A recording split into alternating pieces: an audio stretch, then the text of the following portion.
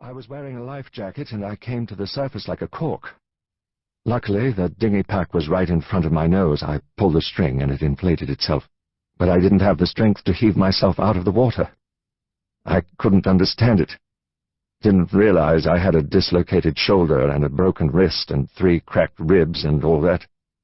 So I just stayed there, holding on, freezing to death. There had been a time, Digby recalled, when he thought Bart had been the lucky one. Eventually Jones and Croft appeared. They'd held on to the tail until it went down. Neither could swim, but their Mae West saved them, and they managed to scramble into the dinghy and pull me in. He lit a fresh cigarette. I never saw Pickering. I don't know what happened to him, but I assume he's at the bottom of the sea. He fell silent. There was one crew member unaccounted for, Digby realized. After a pause, he said, "What about the 5th man?" "John Rowley, the bomb-aimer, was alive. We heard him call out. I was in a bit of a daze, but Jones and Croft tried to row towards the voice.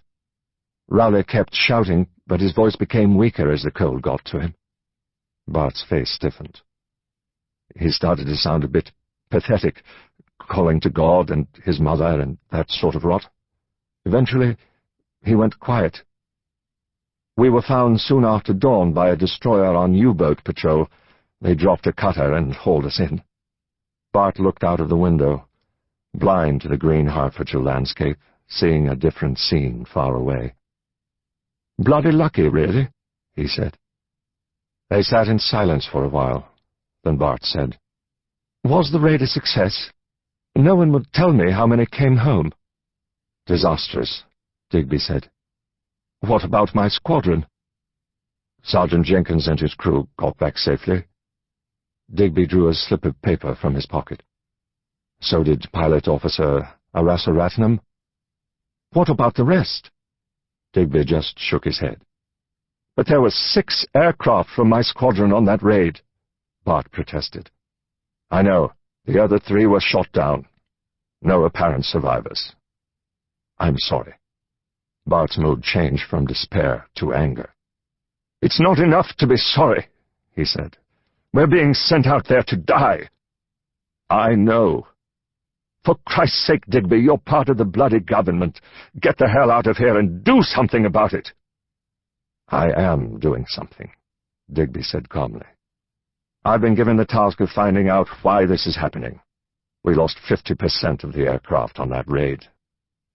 "Bloody treachery at the top, I suspect, or some fool air marshal boasting in his club about tomorrow's raid and a Nazi barman taking notes behind the beer pumps." "That's one possibility." Bart sighed.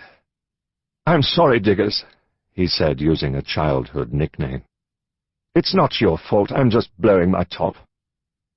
Seriously, have you any idea why so many are being shot down? You've flown more than a dozen missions. What's your hunch?" Bart looked thoughtful. "I wasn't just sounding off about spies. When we get to Germany, they're ready for us. They know we're coming. The whole process takes so much time that we should be able to drop our ordnance and get clear before they catch us. But it isn't happening that way." The Prime Minister was watching The Maltese Falcon. A private cinema had recently been built in the old kitchens of Admiralty House. It had 50 or 60 plush seats and a red velvet curtain, but it was usually used to show film of bombing raids and to screen propaganda pieces before they were shown to the public. But late at night, after all the memoranda had been dictated, the cables sent, the reports annotated, and the minutes initialed, when he was too worried and angry and tense to sleep, Churchill would sit in one of the large VIP seats in the front row with a glass of brandy and lose himself in the latest enchantment from Hollywood.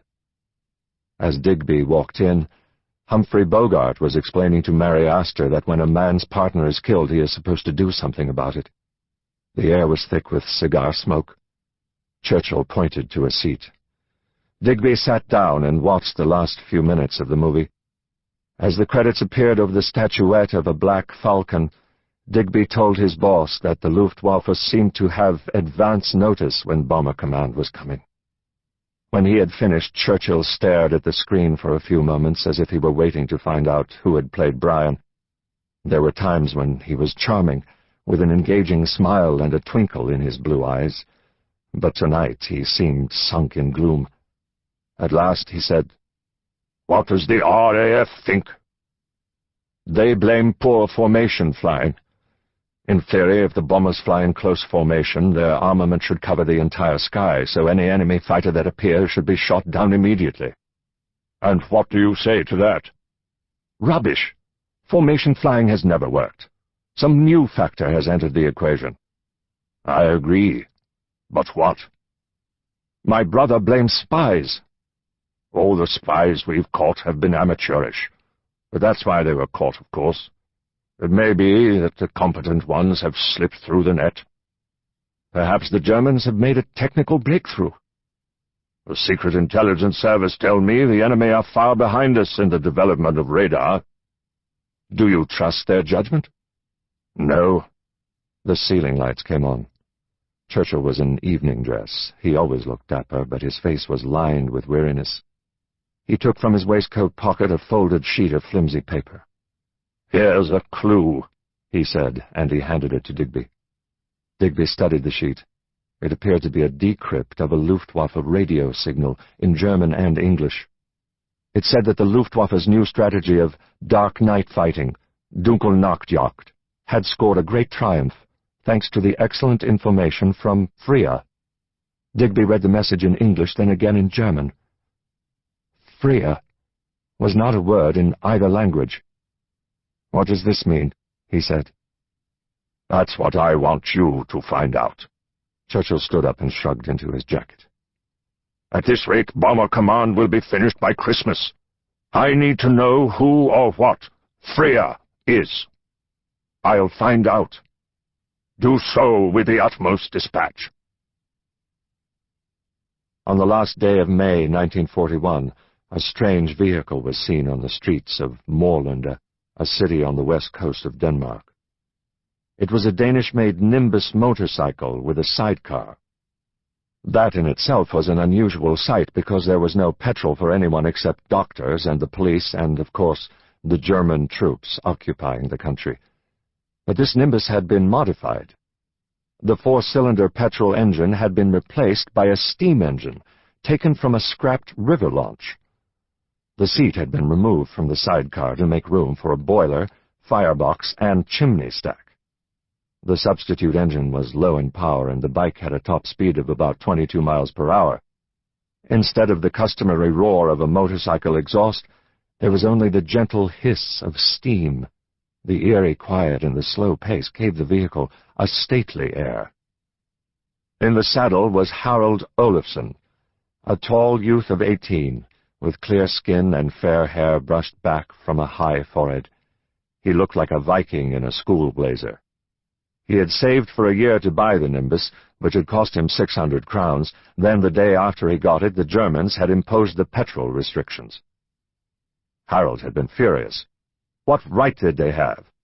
But he had been brought up to act, rather than complain.